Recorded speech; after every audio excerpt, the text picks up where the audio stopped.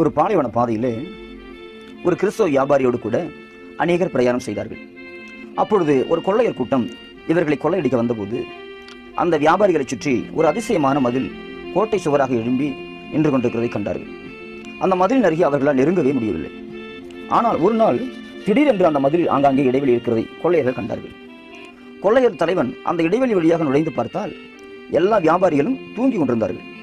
அந்த கிறிஸ்தவ வியாபாரியை கொள்ளையரின் தலைவன் தட்டி எழுப்பினான். வியாபாரியே, பல நாட்களாக உன்னையும் மற்றவர்களையும் கொள்ளையடிக்க விரும்பினோம்.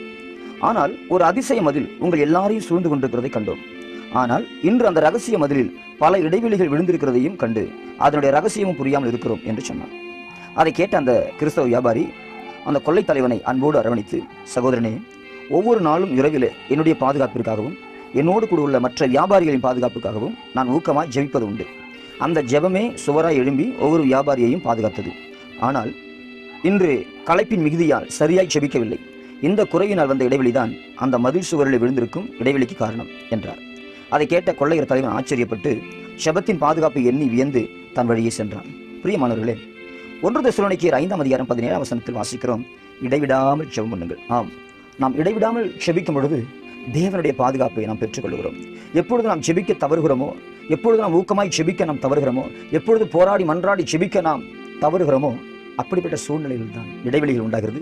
சத்துருவான் உள்ளே நுழைந்து நம்மை தாக்குவதற்கு நாமே வழி உண்டாக்கி கொடுக்கிறோம். பிரியமானவர்களே, வேதவசனம் சொல்லுகிற பிரகாரம் இடைவிடாமல் ஜெபிப்போம், கர்த்தருடைய பாதுகாப்பை பெற்றுக்கொள்வோம். நாம் ஜெபிக்கலாமா? அன்பின் பரலோக பிதாவே, நன்றியோடு உம்மை துதிக்கிறோம், ஸ்தோத்திரிக்கிறோம். அன்பின் ஆண்டவரே, தகப்பனை 1 தெசலோனிக்கேயர் 5 வாசிக்கிற பிரகாரம் இடைவிடாமல் ஜெபம் பண்ணுங்கள் என்று சொல்லப்பட்டிருக்கிறது. நாங்கள் இடைவிடாமல் ஜெபிக்க நம்முடைய பாதுகாப்பை பெற்றுக்கொள்ள இரக்கம் பாராட்டும்.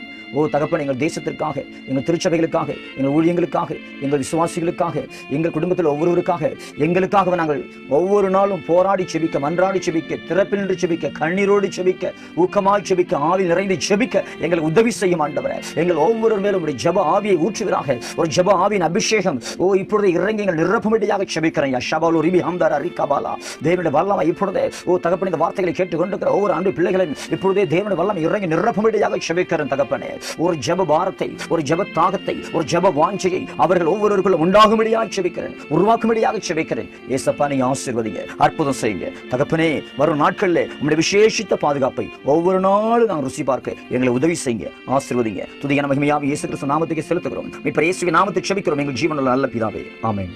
God bless you.